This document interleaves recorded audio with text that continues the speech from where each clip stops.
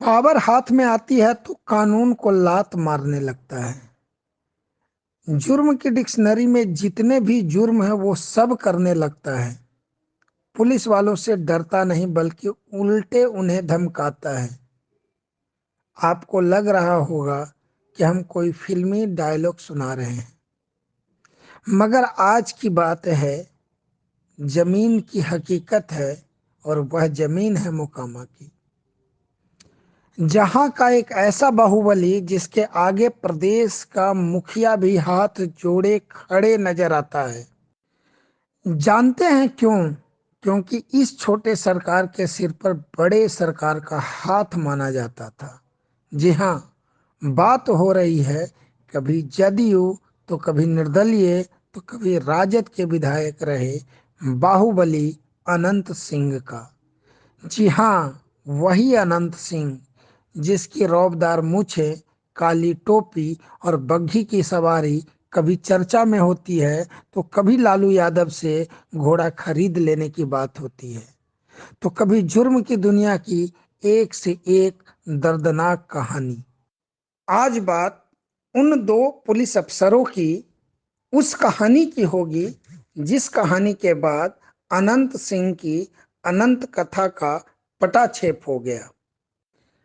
ईमानदार और शरीफ नीतीश कुमार की पार्टी के मोकामा के विधायक अनंत सिंह के परिवार के किसी महिला को बाढ़ बाजार के किसी चौक चौराहे पर चार लड़कों ने छेड़ दिया। खबर अनंत सिंह तक पहुंची, बस फिर क्या था, पटना के उनके विधायक आवास से गुंडों से भरी एक गाड़ी निकली। चारों लड़कों को भरे बाजार से उठाया गया। चारों के नाम पर मौत की सुपारी निकल चुकी थी, मगर तभी पटना पुलिस को इसकी भनक लग जाती है। पुलिस की स्पेशल टीम अनंत सिंह के गांव तक पहुंचती है। चार में से तीन लड़के बुरी तरीके से पीट चुके थे, बस उनको मरना बाकी था, मगर इन वक्त पर पुलिस उन्हें बचा लेती है और अनंत सिंह के पांच गुंडों को दबोच लेती है, मगर चौथा लड़का नहीं मिलता। अगले दिन अनंत सिंह के गांव से उसकी लाश मिलती है।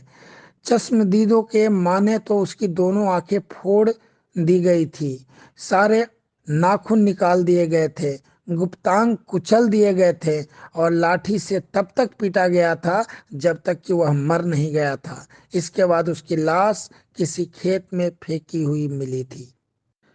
अनंत सिंह को जानने वाले जानते हैं कि अपने दुश्मनों को वो कैसे ठिकाना लगाता है, मगर अनंत सिंह जी सरकार के विधायक थे और ऊपर से छोटे सरकार भी। कानून के क से भी नहीं डरते थे। पुलिस को सब पता था, पर अनंत सिंह पर हाथ डाले कौन। लिहाजा इसी कश्मकश में वक्त बीतता जाता है और लगने लगता है कि इस बार भी कानून अनंत सिंह की चौखट तक आने से पहले ही दम तोड़ देगी। मगर तभी पटना के नौजवान एसएसपी जितेंद्र राणा सिंह सिस्टम से लड़ने का हौसला दिखाते हैं। पांच लड़कों की गिरफ्तारी के बाद उनका बयान लिया जाता है।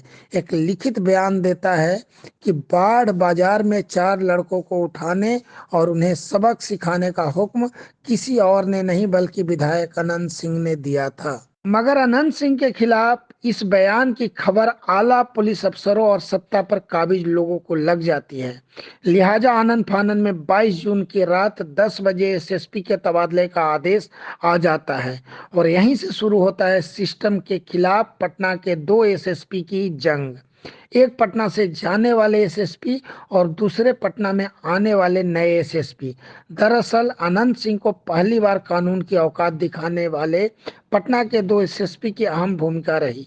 एक जितेंद्र राणा, जिन्होंने अपने तबादले के बाद भी अपनी वर्दी की ताकत का एहसास करा दिया, तो दूसरे विकास वैभव, जिन्होंने एनआईए से पटना वापस आकर पहले ही अपनी ताकत और मंशा को भी साफ कर दी।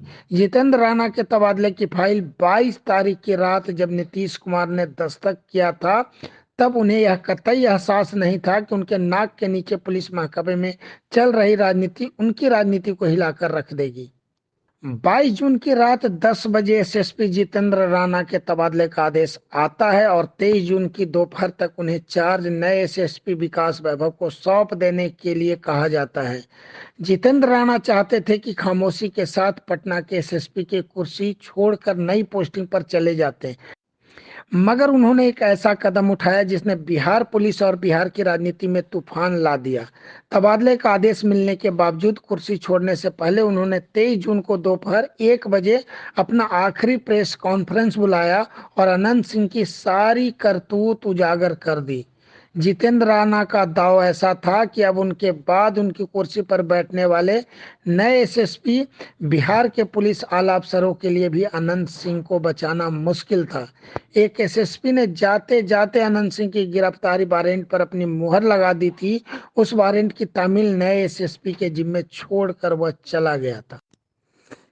बिहार की किस्मत अच्छी थी। जितेंद्र राणा की जगह चार्ज लेने वाले नए एसएसपी विकास वैभव भी जोश से भरे थे। उन्होंने जितेंद्र राणा के अधूरे काम को पूरा करने का बीड़ा उठाया। शुरुआती सबूत ठोस थे, लिहाजा चार्ज लेते ही उन्होंने चुपचाप अदालत से अनंत सिंह के घर की तलाशी लेने के लिए सर्च वारंट हासिल कर लिया और फिर 24 जून की दोपहर पूरे पटना के अलग अलग जिलों से फोर्स इकट्ठा कर उस अनंत सिंह के घर दावा बोल दिया जहां जाने की हिम्मत कोई नहीं करता था। 4 घंटे से ऊपर तलाशी चली। तलाशी में घर से वो सामान मिले। बस शाम होते होते अनंत सिंह के सारी हेकड़ी टूट गई। सबूत काफी इकट्ठा हो चुके थे, बस पर्दा गिराने की बारी थी। शाम होते होते पर्दा भी गिरा और अनंत सिंह की गिरफ्तारी भी हो गई। इसके बाद रात को ही उन्हें मजिस्ट्रेट के सामने पेश किया गया, जहां से उन्हें 14 दिन के न्यायिक हिरासत में उन्हें बेऊर जेल भेज दिया गया, जहां वो पहले भी कई बार जा चुके थे।